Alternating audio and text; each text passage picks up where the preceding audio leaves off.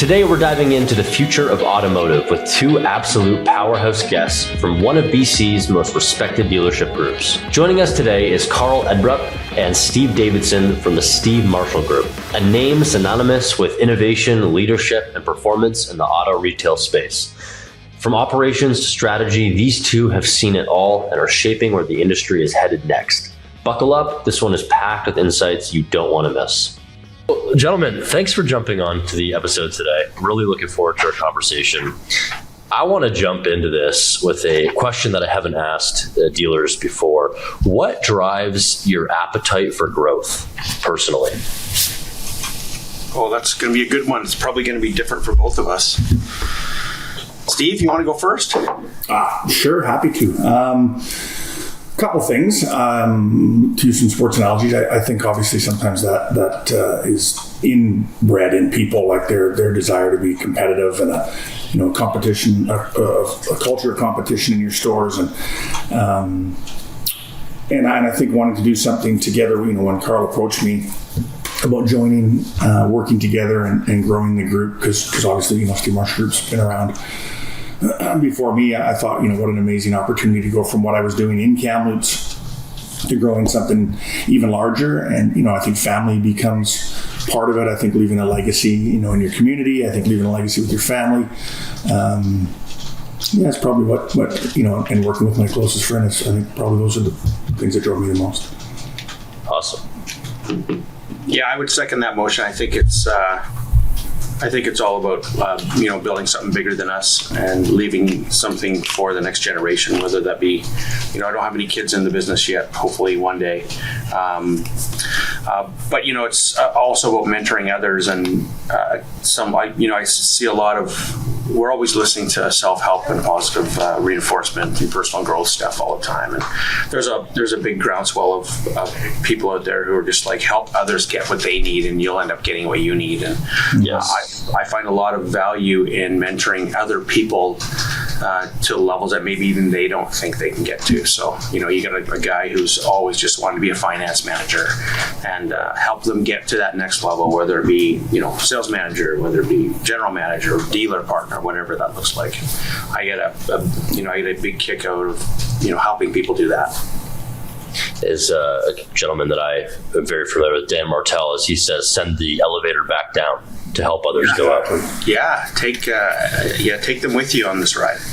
And when did that click for you guys? Like, what was the moment where you're like, okay, legacy is the biggest thing here, not the day-to-day or business? Like, when did that click for you, gentlemen? Legacy for me has only been since I, turned 50. So for me, it was a matter of, I never thought about that before. But the part about bringing others with us was early for me. I love the idea of, when I first came to Camel River, I remember two young sales guys that were theoretically on their way out. I was brought in because the sales manager had left, and they were brought in, I was brought in to help because the sales manager left a hole, and these two young guys were leaving, and the other sales manager at the time was like, yeah, let them go, good riddance. I'm like, no, these guys are the future of our business, and so worked really hard to keep those guys in our business. And one was our dealer partner at Mazda. The other one is now a dealer partner in 4 stores. But, 20 years ago, they were just two sales guys thinking to jump and ship. So, yeah, for me, it was early on. Right. Yeah, same for me. I started the business pretty young, early 20s and young kids at the time. And got an opportunity with, in my previous automotive life with a really great family that brought me on board as a partner, and then we continued to add stores, and it's a combination of, where hard work gets lucky. You have to get lucky in this business to get to the next level, and so I recognize that. And so for me, it's always been about trying to Karl's point, mentor the next people or hand down the ladder, so to speak. I was fortunate to get where I got. I've worked with lots of people that are way smarter than me in the business. And, one thing is, it's timing or something happens in their personal life, or for whatever reason, they don't seem to be able to get there. So, I want to do what I can to try and be there to help those guys out. And from a legacy piece, we've been involved in the community for a long time, understanding that, you have a responsibility to give back. in your communities. And so, my wife has donated to the hospital, and we've done a lot of things to try and, be involved in the community and mentor those around us. That's amazing. I think that's one of my favorite things about the automotive business and dealerships is because they are truly the backbone of the community. Like, it's the hockey team, it's the bake sale, barbecue, community-wide events, the hospital, like you had mentioned. Those things matter so much, and obviously you guys are going out in the community and making that happen. Well, the public loses sight of that sometimes. I've never had any of my kids play on the Amazon soccer team or the Costco hockey team or the Tesla whatever team. So everybody gets, blinded or cloudy on the next new fancy thing. But they forget sometimes, who's supporting the community. Yeah, I really like that. One of my mentors and past clients of ours, a Ford group in Ontario, one of their first questions in an interview process is, do you volunteer? That's like the backbone of their culture. And they, just like you, they said that, our kids don't play on the Amazon hockey team. That just doesn't happen. Well, that's a good segue into my next question is obviously you said that you guys are, best friends, and was there a learning curve to work with each other? Because, there's like that visionary integrator kind of personality traits. And I know my business partner and I can sometimes kind of butt heads on ideas and processes that we want to implement. How do you guys dominate the auto space? Like, how do you work together best? We're still muddling through that, honestly. I think we both have a lot of respect for each other, and we both do things vastly different. We both have different skill sets, and I think we just lean into Steve's skill sets and we lean into mine, and so far it's been really good. I don't think we've had any, I should maybe speak for yourself, Steve, but I don't think we've had any issues with how things are going so far. Carl's got a good point. I think we've both been the guy in our previous group before we got together. And so, it's a challenge sometimes to figure out what lane everybody wants to stay in. I will tell you, Carl's right. We don't always agree on how things should be done. And we don't always agree on how our partners do things, but, we've got to give them kind of that space. So we got pretty good communication. We have a weekly meeting on Mondays where Karl and I catch up to kind of key priorities that we're working on and updates. It's really just about communication and shared values. Like we both feel the same way about the business. And so, the old adage is more than one way to skin a cat. I think we're looking to get to the same place, although we may take different roads to get there. And that's been a bonus. I mean, in any relationship, if you're exactly the same people, you're probably doomed. So that's worked out really well so far. I can attest to that. Absolutely. Having those perspectives to offset each other is super helpful. Well, we also have unscheduled calls where Steve calls me or I call him, and I'm like, you got to talk me off the ledge. I'm going to strangle someone. That's not a lie. We have those calls all the time. That's the joy. Sorry, go ahead, Steve. I said, and the other thing, I'd be remiss if we didn't talk about was our wives are best friends. And they met through this relationship. And so that relationship's blossomed. And so they keep us in check sometimes as well. They're also two very grounded people. So when our heads get a little bit thick, they bring us back down to ground. Yeah, they spend all their time bringing us down just to keep us from getting to that. No, it's been really good. And to Karl's point, if one of us is having an off day or whatever, we'll phone each other. Be like, man, I need to pick me up right now, or tell me I'm crazy in what I'm thinking. Or even our wives will be like, hey, have you phoned Karl, or have you phoned Steve and talked about this? So yeah, we've been pretty fortunate so far. I love that. It sounds like there's some great support systems there, not only for you guys, but them as well, and the rest of the group. I think they actually talk more than we do, Steve. Oh, no question. No question. Is it about you guys? Sure about what? It could be about us. Yeah, probably complaining to each other. Yeah. Well, let's jump into the group a little more. The group's been around for a while, and it's my understanding the founder still comes to work, if that's still correct. Got that off the website. Yeah, he's comes in every single day when he's in town. He does go to Palm Springs for a couple months, December, January. But other than that, he's here in this store every single day. Wow. Yeah. Wow. 82 or 83 years old and just loves it.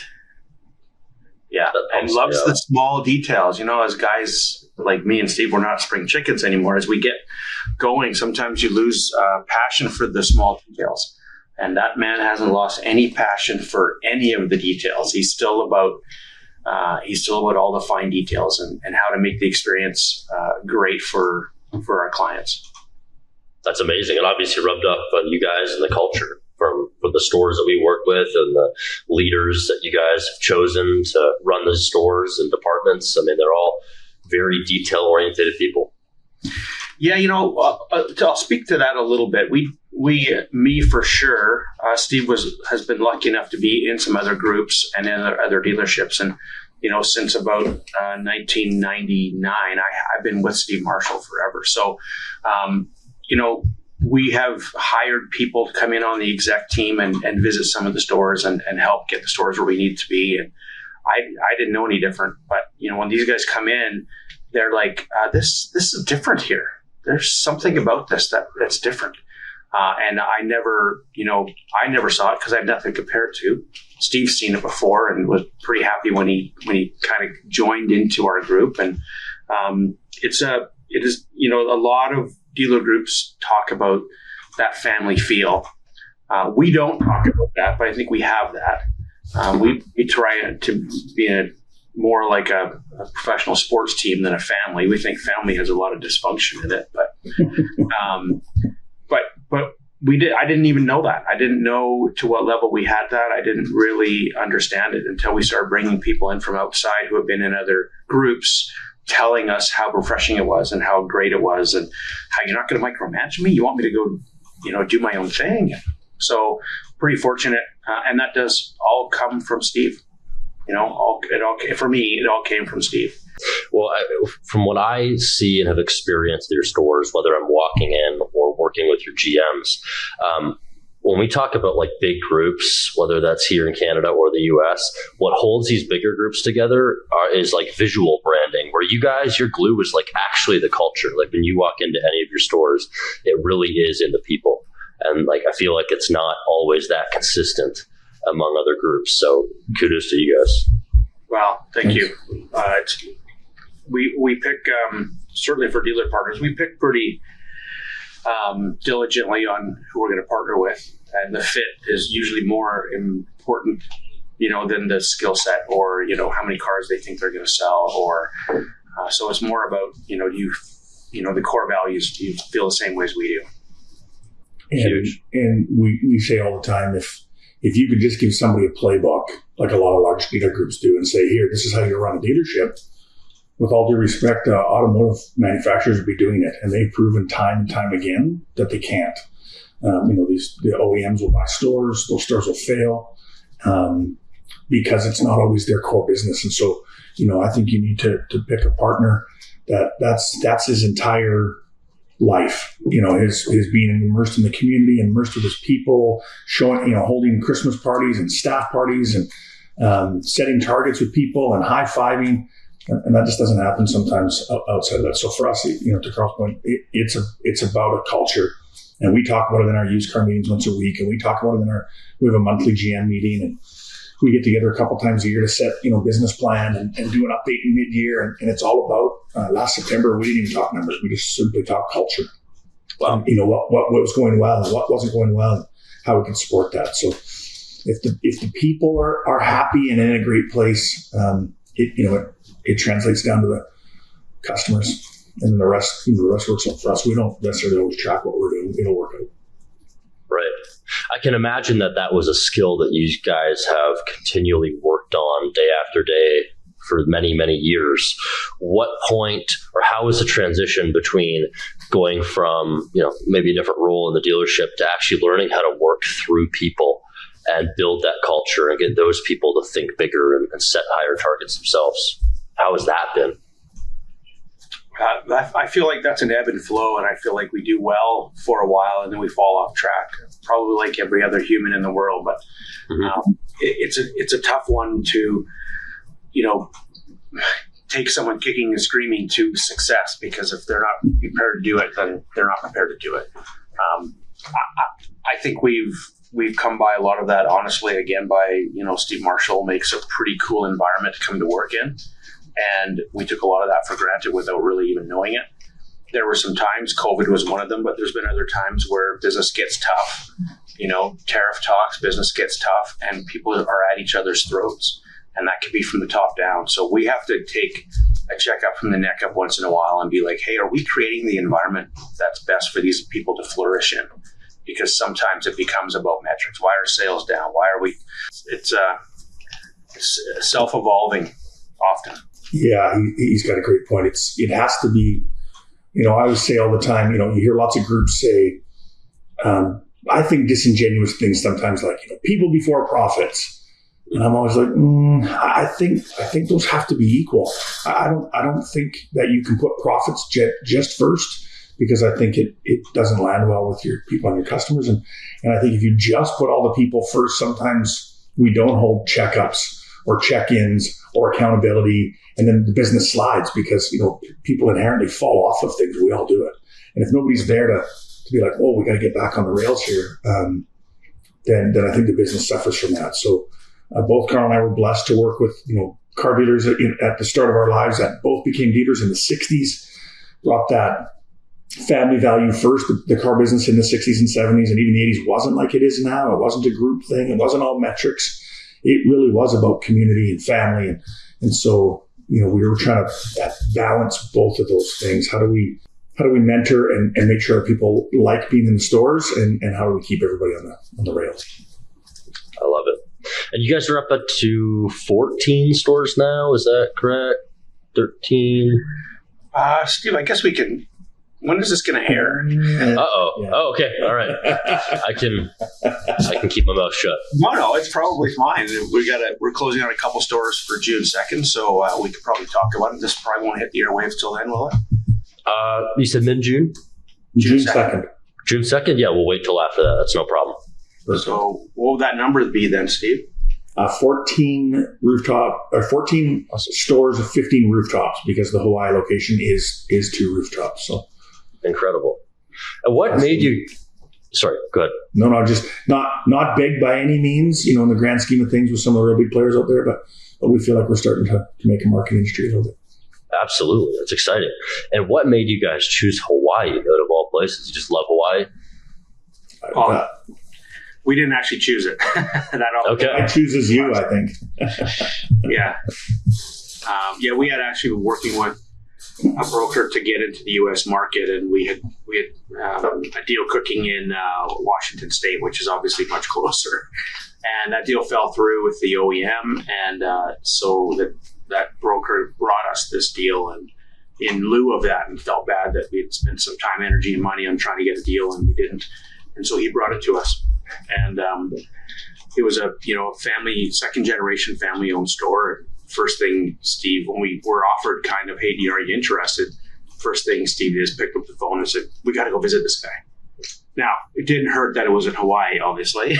But, we flew out there right away and met with him. And he wanted to know a little bit about us and how we, our core values as well. And we hit it off. So. Yeah, deals are made in the living room, I find, sometimes, not always in the boardroom. So, yeah, I like that.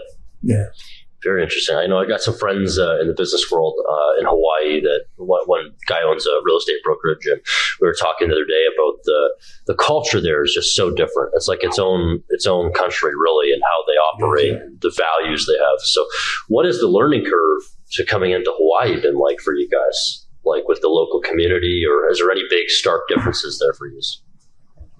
Steve? I could probably answer that one because I'm there. I was every 4, now it's 6, hopefully every 8 weeks. I'm trying to step off that a little bit. But you're absolutely right. It is a different country almost. They're very, very committed to family and community values, more so than we even see, which is great. It sometimes can cause delays in trying to get things done. Things don't move along quite as fast. The Hawaiian time they joke about, really, it is a real thing. Yeah. But they're some of the nicest people that I've ever spent time with or worked with, and we were just, honestly, I think we were smart enough to not try and bring what we do to them. We tried to figure out how do we blend what we do with what they do. You know, we've seen and heard about people that come into the island and they're going to make this big splash and change how they do things because it's sleepy, and it just doesn't work. You really got to find a balance. So I'm enjoying my time there. My wife said that we should probably move there and travel back here every 8 weeks, but we're not quite prepared for that. But it's been really fascinating. We would love to try and figure out how to get another store or two, you know, now that we're learning about the culture and what makes it and that tick. Yeah, fascinating. And this isn't your first Ford location. So even from a tier one level, have like any of the operations been different dealing with Ford Motor Company in Hawaii? Is there obviously it's in the States, so there's going to be some differences there too. Not a lot of differences. Some minor stuff. We went to the Ford dealer meeting, the U.S. version of that last year. There was some minor differences. They attack problems a little bit differently than they do in Canada, but for the most part, it's pretty similar. Yeah, I would say they're out in front of it a little bit more sometimes because Canada is like a Southwest region or a Northeast region. They sometimes sit and wait to see what the U.S. is going to do and then move from there, where the U.S. just moves. And so sometimes we see that, you know, with tariffs, they came to us 2 days before the deadline in April and said, we're doing employee pricing. Like, we're doing what we can for our customers and our dealers. And they were on it and out in front of it. You know, they're a little more supportive when it comes to facilities and some of those things, trying to work in lockstep with the dealers, where in Canada, a great partnership, but sometimes we're on our own a little bit more with some of that stuff. Sure. Seems to be, in every industry here in Canada, a little more emotional driven decisions based on the U.S. and what they're doing. So that makes a lot of sense. Yeah. What's the goal for the group? Obviously you guys are growing, you guys are acquiring more stores. Is there a North Star that you're climbing to? Is there a number that you can share, or you want to keep that secret? There's really no secrets. I think we're probably in a similar boat. I don't know that we've vocalized it before, but I got a personal goal at 20 stores by the time I'm what we were gonna call semi-retire. So, but I'm that number could change. My goal in the car business when I got in the car business was to be an F&I manager. So things change every day, right? Yeah, no kidding. I just wanted to be salesman of the month. So we both, let's be honest, Karl and I both started with nothing. And as young guys in the business, and, again, I'm all kidding aside, I wanted to be a finance manager. Then I wanted to be a dealer by the time I was, 35 and set these little goals, and then you hit them and then all of a sudden you're like, what's next? So I don't know, now we're on the backside. So we're like, how do we grow? And at the same time, I'm like, and how do I get out? Like, how do these things work in tandem? So to Karl's point, he's the CEO, he's the driver of the group. He comes up with our joke is, tell me what the idea is and then let me run with it. He's amazing at doing that stuff and building relationships and finding new stores. And so, we've talked it. 20 seems to be the number, but who knows? Awesome. I don't know if Dilawri ever said they wanted to do 85 deals either. So who knows? It always changes. You said, how do I balance the growth and how I get out? I don't think you do get out. Karl just said he semi-retire, and that's a way people word not wanting to get out of the business. They're just too in love with the hustle, with the industry. It's true. I've worked with the Bacon family. Ron Bacon was a dealer until he was in his 80s.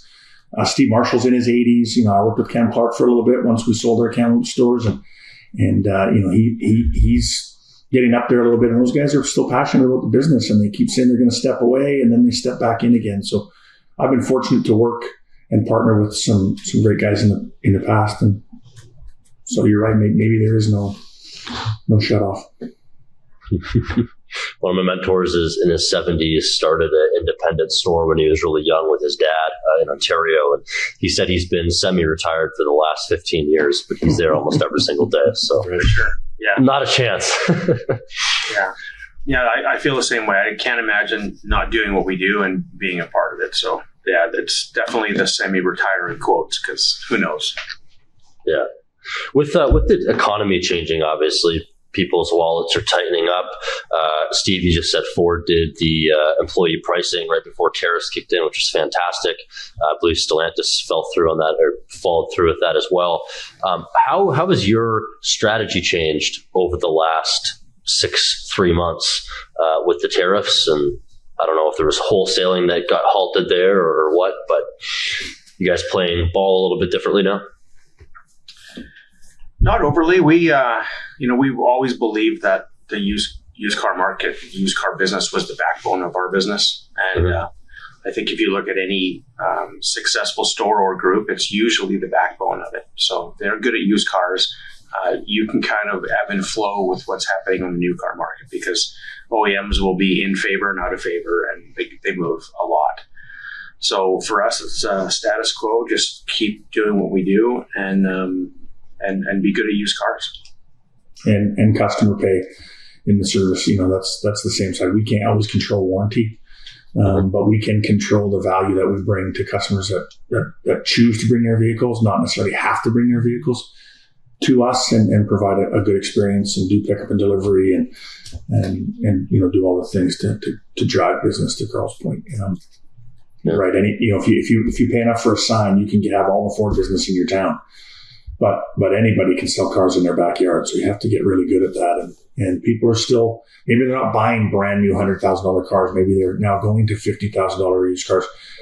They generally don't stop buying them. What they buy changes a little bit.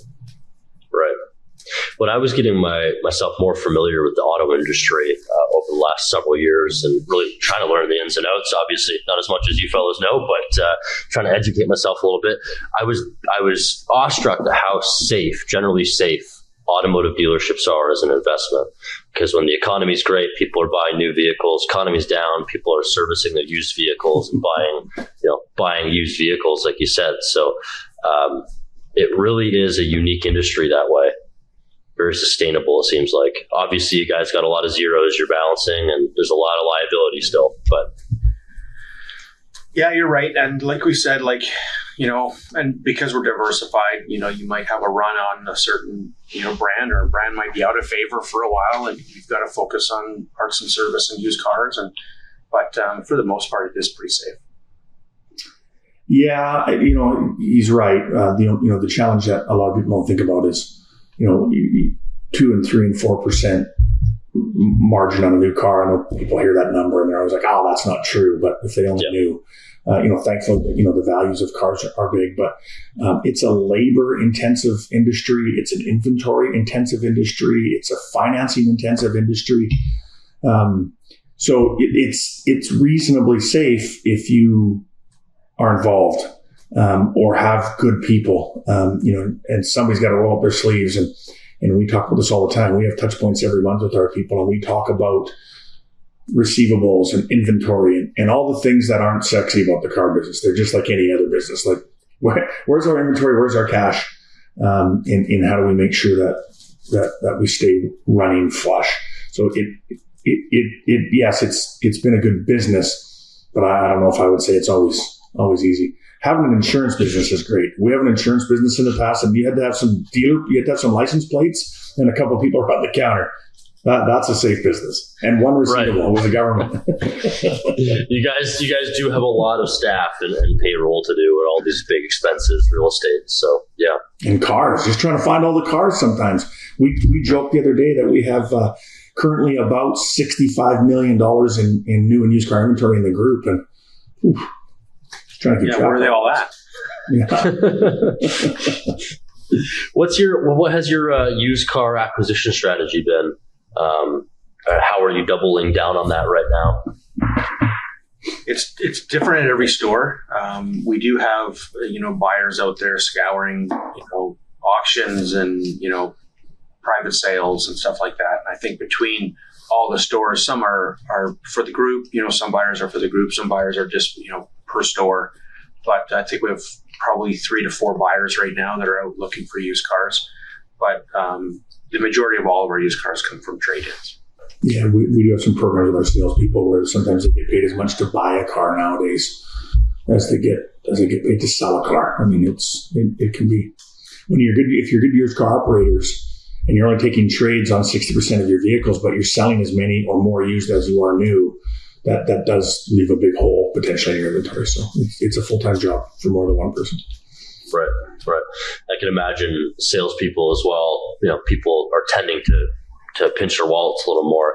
People are trying to buy deals rather than actually sell the sale as well. So you have to balance that profit margin as well on the sale and front end, back end, all that fun stuff. Mm-hmm. Yeah, and that's different. That's different by market. A small market like Campbell River is much different than a market like Surrey. Those guys are in a very highly competitive area, so making any money on the car is usually impossible. And so you got to find ways to do it differently. And usually that's volume and it's F&I, it's different for every market. You guys mentioned that you're obviously very labor intensive. That's no surprise. What technology have you guys adapted and found a lot of value in to streamline things? Or maybe it was a process that you guys put in place, or even maybe a key hire that helped hold the glue together. Is there anything that comes to mind? Well, right now, AI is the big, that's what everyone's talking about. We haven't found an AI that's really working for us yet. So we've tried a bunch of them, but we haven't. Some of the big changes in the auto industry, when vAuto came on the scene, that was a big one. And I think everyone uses some version of vAuto or one of its competitors. So there's software out there like that. There's a new one, Launch Systems, for marrying up approvals with the right car, so you can leverage the most amount of profit in the car for the customer's approval. So there's a few out there that people are using. Yeah, PBS has been a big one for us. This is not a public service announcement. They're probably not even paying me, but a couple opportunities with them. We're working at going to an enterprise system where instead of all these individual rooftop logins, it's one system where it now becomes a tab functionality where we can access total receivables or receivables by store. So it's going to be obviously much more streamlined. We use their CRM. There's been some really good CRM companies out there, probably a little more capable, but we've got a director of marketing and actually in Cody Skeen from Rivershire who's really, really good with the system. And so we've taken that approach across the store. I think we do a really good job of tracking all our leads, where they came from, dollars spent per car, dollars spent per lead, dollars spent per sold. We track market share in all of our communities, so we know where our opportunities were. To Carl's point, we've been trying to work in some different AI spaces. Everybody's building a better mousetrap. But we're finding we haven't found anything that's perfect for us. We're lucky that we get a good executive team to help work in the stores. But right now, it's been people currency as much or more than digital currency. Yeah.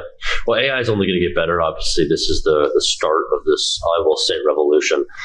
But it will get pretty crazy in the next 6-12 months. My prediction is, just knowing all the new tech that's being released right now on even back end and functionality and AI agents, agentic architecture, all this fun stuff that we don't need to go down the wormhole on. But there's definitely going to be some pretty interesting things that come to the market soon. I'm not even sure you're not a robot, right? We really have no way of it. You know what's funny about that? Our onboarding process for the SaaS side, we have started to actually use either voice. You can onboard completely through your phone. You can do a form, or we're testing agents that look like us or a team member that will just ask you questions in a Zoom call and onboard you and get all your information, your PBS. Okay, who's your contact? All that kind of stuff. So, and I'm curious as to see how that will play in online with chat widgets and things like that in the future. So, I'm interested in that too. However, I lean to a different area. I think that's going to streamline leads, taking them through the sales funnel even further. At some level, we're going to need to introduce them to a human. And I think the human capital, the way that human, transfers that, accepts that transfer of trust, is going to be more important than it's ever been. And I think we need to invest in the human capital more now than ever, because of that sales funnel is going to be smooth as butter. And then if they just get handed over to some old school 70s style, you buying today guy kind of guy. Yeah. We're going to lose them all. And so I think the human capital at the very end of that sales funnel, I think they're going to be more trained. They're going to be more polished than they've ever had to be because of AI. Yeah, I could not agree with you anymore. Absolutely. It's like AI should not replace people. It should replace people's tasks that add little to no value in the customer's process. Like your receptionist can now focus on the person in front of them. Your sales manager can now speak to the people that they need to speak to, So I fully agree.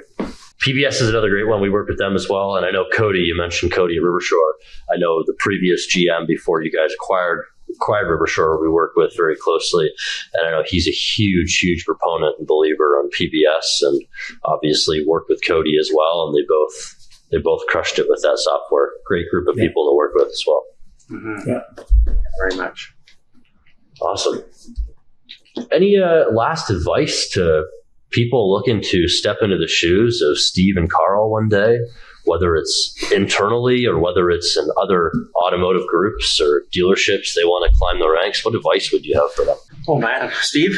I would say be a steward of the industry.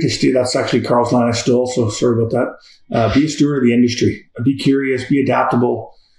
Focus on how you build relationships. This is still a people business. Even though the auto industry is changing, people still look people in the eye at the end of the day. And if I don't get that feeling, it's not going to work for me. So, if you're willing to work hard, you got to learn constantly.